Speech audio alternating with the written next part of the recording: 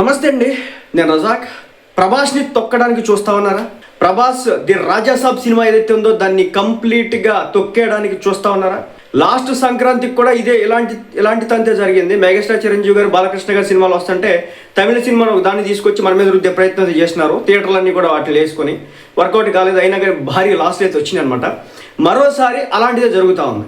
మన సంక్రాంతికి అనేక రకాల సినిమాలు వస్తూ ఉన్నాయి. ఒక ప్రభాస్ దగ్గర నుంచి వస్తూ ఉంది, చిరంజీవి గారి దగ్గర నుంచి వస్తూ ఉంది, రవితేజ దగ్గర నుంచి వస్తూ ఉంది, రవితేజ గారి దగ్గర నుంచి వస్తూ ఉంది, అలాగే మన శర్వానంద్ దగ్గర నుంచి వస్తూ ఉంది, ఇలా అనేక నవీన్ పొలిషెట్టి దగ్గర నుంచి వస్తూ ఉంది. ఒక్క సీజన్లో దాదాపు 5 రోజుల గ్యాప్లో 5 సినిమాలు పడతా ఉంటే ఈ మధ్యలోకి తమిళ సినిమాని తీసుకొచ్చి పెట్టే తంతు ఏదైతే ఉందో దీనికంటే దరిద్రం ఇంకేదైనా ఉంటుందా?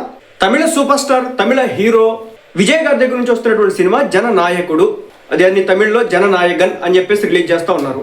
ఏం లేదు, అది మన తెలుగు సినిమా భగవంత్ కేసరి ఏదైతే ఉందో దాన్ని రీమేక్ చేసుకొని వస్తూ ఉన్నాడు. ట్రైలర్ చూస్తే ఇంచుమించు మందే 100 రెట్లు బెటర్గా ఉంది. అలాంటి సినిమాని తెలుగు నాట రుద్దే ప్రయత్నం చేస్తున్నారంటే దీనికంటే దరిద్రం ఇంకోటి ఏమైనా ఉంటుందా? నాకు అర్థంగా అడుగుతా ఉన్నా. ఒక తెలుగు సినిమా రాజాసాబ్ వస్తూ ఉంది, ఒక మెగాస్టార్ చిరంజీవి గారి మనశంకర్ వరప్రసాద్ గారి సినిమా వస్తూ ఉంది, అలాగే రవితేజ గారి భక్త మహాశయులకు విజ్ఞప్తి వస్తూ ఉంది, అలాగే మన నవీన్ పొలిశెట్టి అనగరిగా ఒక రోజు వస్తూ ఉంది, అలాగే మన శర్వానంద్ నారీ నారీ నడుమ మురారి అనే ఒక సినిమా వస్తాం. ఇలా ఇన్ని సినిమాలు వస్తూ ఉంటే కొంతమంది చేతుల్లో థియేటర్లు పెట్టుకొని వీటన్నిటికీ తక్కువ థియేటర్లు ఇచ్చి తెలుగులో కంప్లీట్గా సినిమా షూటింగ్ జరుపుకొని ప్రొడ్యూస్ చేసి చివరాఖరికి తెలుగు థియేటర్లో రిలీజ్ చేయడానికి కూడా వీటికి కావాల్సినంత స్థాయిలో థియేటర్లు లేవంటే ఏం మాట్లాడో అర్థం కావట్లేదు. ఒకటి, తెలుగు సినిమా తమిళనాడులో రిలీజ్ అవుతా ఉందా? మన ప్రభాస్ గారి రాజాసాబ్ సినిమాకి ఎన్ని థియేటర్లు ఇచ్చినారు? బుకింగ్స్ ఎలా ఉన్నాయి? అసలు బుకింగ్స్ ఓపెన్ అయినా అవ్వలేదు. రేపొద్దు నేను చెప్తా, బుకింగ్స్ చూస్తా. మన సినిమాకి బుకింగ్స్ ఉండవు అక్కడ. మన సినిమాని అక్కడ ఉన్నటువంటి ప్రేక్షకులు ఎవడో కూడా ఆదరించడు. మన సినిమాని వాళ్ళ థియేటర్లో వేయరు. మన సినిమా వచ్చిన ప్రతిసారి కూడా కాంట్రవర్సీ చేస్తూ ఉంటారు. అలాంటిది ఈ రోజున మన వాళ్ళ సినిమాలు మన థియేటర్లో కూడా పడకుండా ఎవడో తమిళ హీరో ఉన్నటువంటి సినిమాలు మన దగ్గరికి వచ్చి రుద్దుతున్నారంటే ఎలా మాట్లాడాలి? ఒకటేనండి, మీరు అందరూ కూడా తెలిసిందే, పవన్ కళ్యాణ్ గారి సినిమా ఏదైతే లాస్ట్ టైం ఓజీ సినిమా కావచ్చు, అంతకుముందు వచ్చినటువంటి సినిమాలు హరిహర వీరమల సినిమాల విషయం వచ్చినప్పుడు ఒక రకమైన మాఫియా అంతా కూడా కలిసి ఏం చేసిందో మనందరూ కూడా తెలుసు. వాళ్ళ చేతుల్లో థియేటర్లు ఉంటాయి, వాళ్ళు ఇష్టం వచ్చిన సినిమాలు ఆడించుకుంటారు. అది తమిళ సినిమానా, కన్నడ సినిమానా, హిందీ సినిమానా వాళ్ళ ఇష్టం అనమాట. వాళ్ళు ఇష్టం వచ్చినట్టు ఆడించేసుకుంటారు. సో దాన్ని మనం క్వశ్చన్ చేయకూడదు. అదేమంటే నేను థియేటర్ రెంట్ కడుతున్నాను, నేను థియేటర్లు మేనేజ్ చేస్తున్నాను అని చెప్పేసి వీళ్ళు చెప్తా ఉంటారు అన్నమాట. సో ముఖ్యంగా ఏంటంటే కొంతమంది చేతుల్లో ఒక 4 పెద్ద మనుషులు ఉంటారన్నమాట. ఈ 4 పెద్ద మనుషుల చేతుల్లోనే ఈ ఆల్మోస్ట్ ఆంధ్ర తెలంగాణ కలిపి దాదాపు 2700 నుంచి 3000 థియేటర్ వరకు ఉంటాయని చెప్పేసి ఒక అంచనా. వీటిలో మెజారిటీ థియేటర్స్, మెజారిటీ సెంటర్స్ అన్నీ కూడా ఆల్మోస్ట్ ఈ 4 వ్యక్తుల చేతుల్లోనే ఉంటాయి. ఎక్కడో సింగిల్ స్క్రీన్లో మాత్రమే ఊరు బయట ఉండేటటువంటి, లేదంటే కనుక సిటీ సర్కిల్స్లో కాకుండా దూరంగా ఉంటాయి చూసారా, వాటిని మాత్రం వీళ్ళు టచ్ చేయరు. ఎందుకంటే అక్కడ రెంట్స్ రావనో లేకపోతే ఎలక్ట్రిసిటీకి కూడా రావనో, పెద్ద సినిమా పడినప్పుడు మాత్రం డబ్బులు వస్తాయని చెప్పేసి వాళ్ళకి తెలుసు. కాబట్టి అలాంటి థియేటర్లకు కొంచెం దూరంగా ఉండి ఈ సిటీల్లో ఉండేటటువంటి థియేటర్లు ఏవైతుంటే ఇవన్నీ కూడా ఈ చైన్ నెట్వర్క్ మొత్తాన్ని కూడా వీళ్ళు అండర్లో ఉంచుకుంటారు. ఒక డిస్ట్రిబ్యూటర్ ప్రభాస్ గారు రాజాసాబ్ సినిమా కొనాలని ఉంటుంది, అలాగే చిరంజీవి గారు మనశంకర్ వరప్రసాద్ గారు అనే సినిమా కొనాలని ఉంటుంది.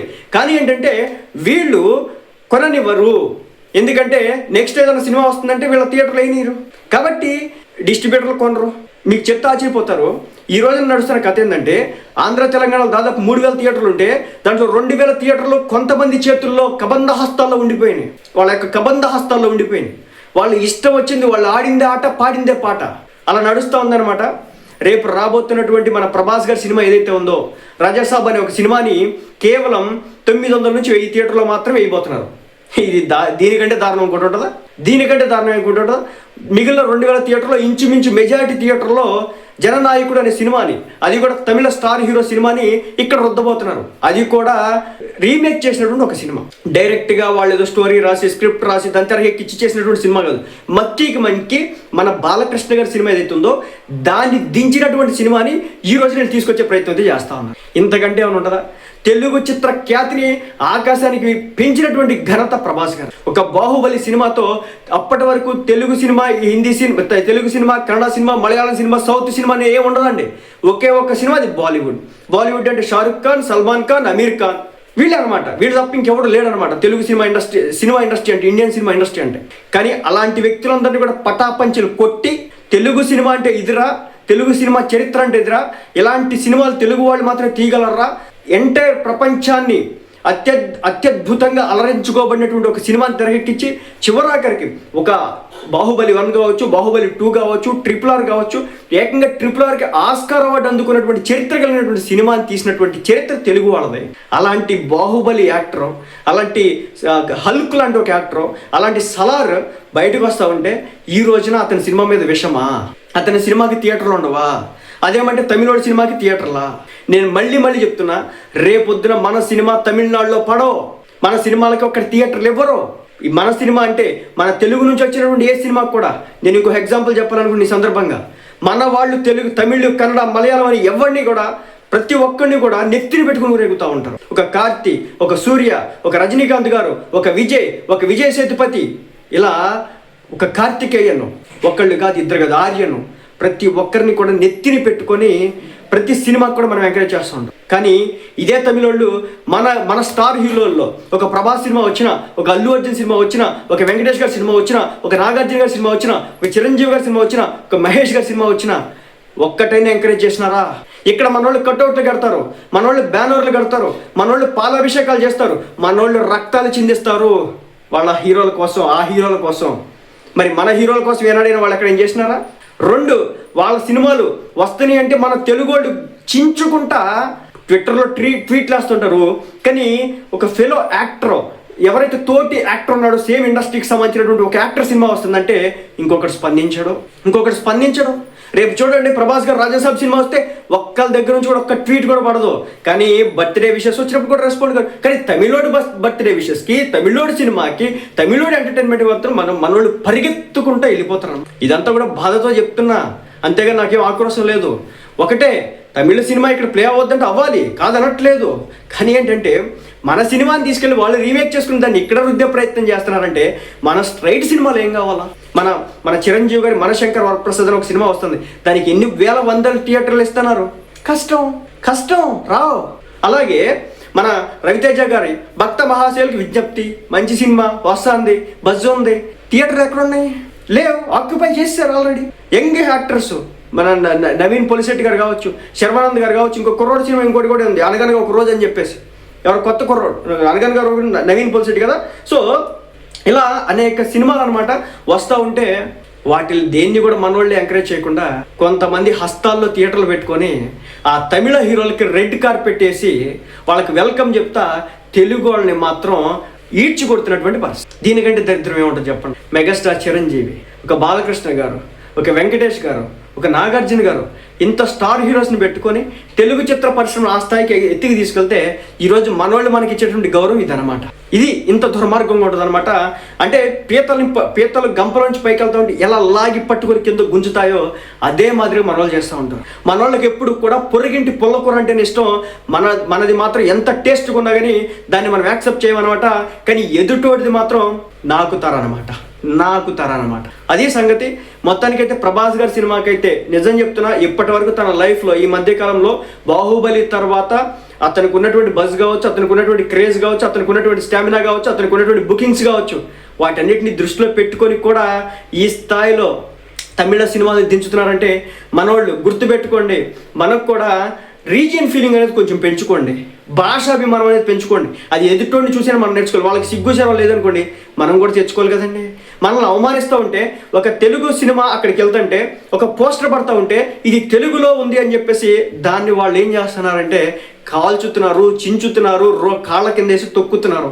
కానీ అదే తమిళ సినిమాలకు తెచ్చి మనం బ్యానర్లు ఇక్కడ పెట్టుకొని ఇది నెంబర్ 1 సినిమారా అని చెప్పేసి మనం ప్రపంచానికి చూపించు. దయచేసి మారండి.